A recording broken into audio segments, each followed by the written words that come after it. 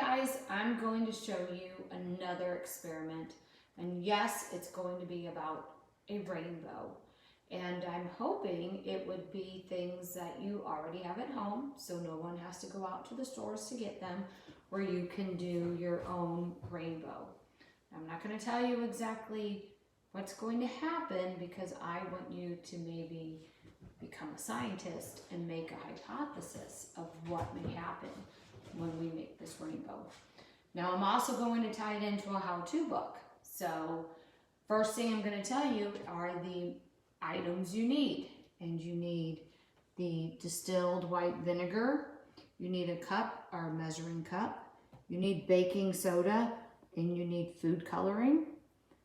And I'm using a turkey baster, even though you can use a medicine dropper, if you have one of those.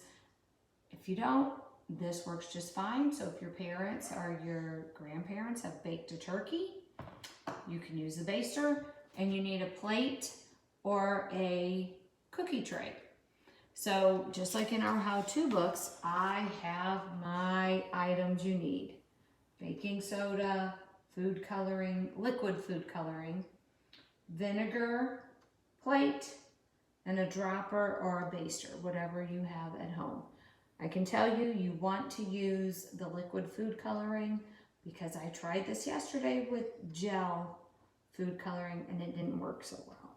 So these are the items I need. The first thing you're going to do, because remember when you do a how-to book, you need to put them in sequence and use the correct wording. So first, I'm going to sprinkle the baking soda onto the plate. Or if you're using a cookie tray, you would use the cookie tray. All right. And you can see some of my baking soda is a little chunky. So I'm just going to break it up a little bit. And then I'm just kind of going to shake the baking soda a little bit, kind of shake it around the plate. It's okay if your whole plate's not covered. All right. So that's first. First, you put the baking soda on the plate or the cookie tray. Next, I'm going to take my food coloring. And as long as you're careful, I bet your moms and dads and grandmas and grandpas, aunts and uncles will let you do this. So I'm just going to drip it any old way I want on my baking soda. So there's some red.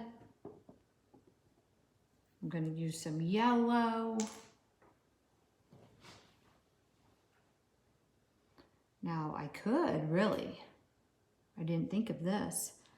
You could even put the yellow on top of the red because that would make what color?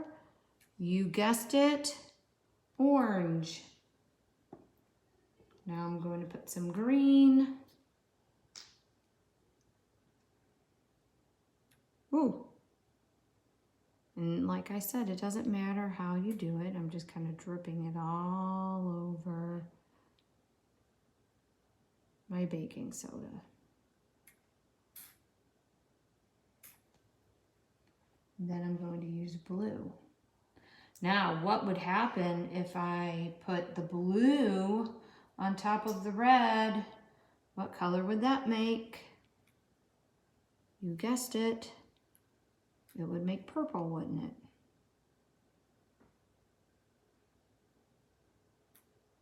Okay, so just, ooh, kind of a big glob there, that's okay. All right. Now I'm not putting the caps back on my food coloring just to save time, but of course you want to be sure and put the caps back on because you wouldn't want it to get on your counter or stain or anything like that. So first, you put the baking soda onto the plate. Then you drop the liquid food coloring on top of the baking soda.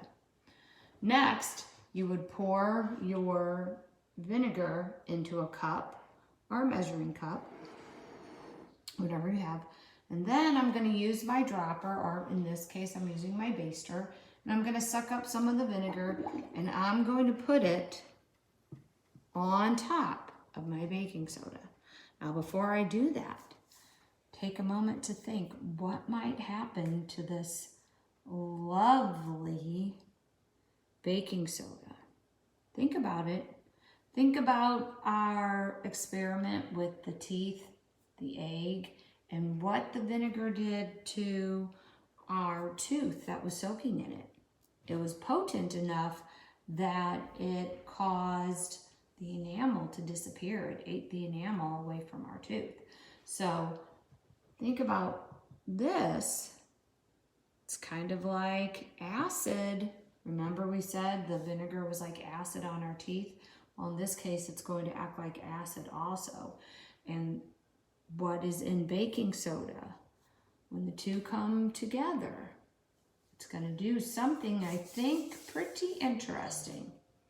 So I have my vinegar ready to go. I hope you're ready. Here we go.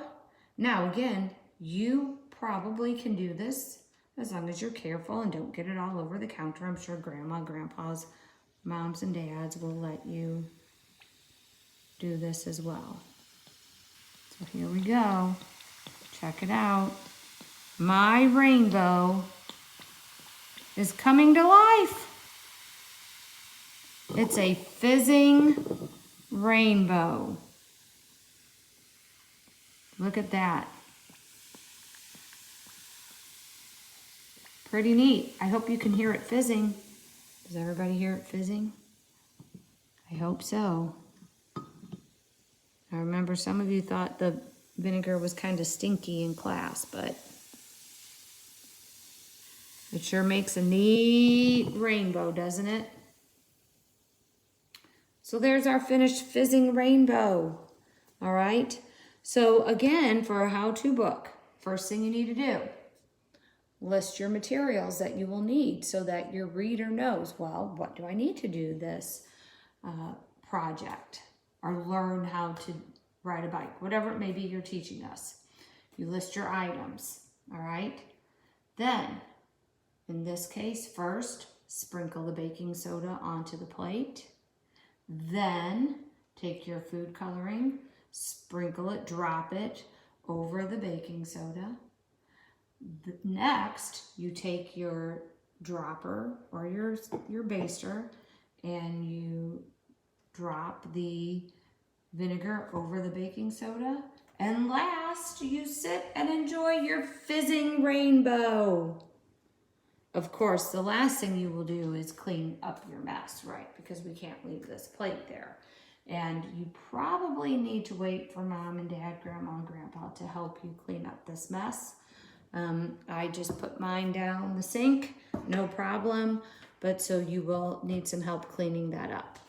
And there is my fizzing rainbow / how to make a fizzing rainbow video. I hope you liked it, kiddos. Miss you. Hope to see you soon.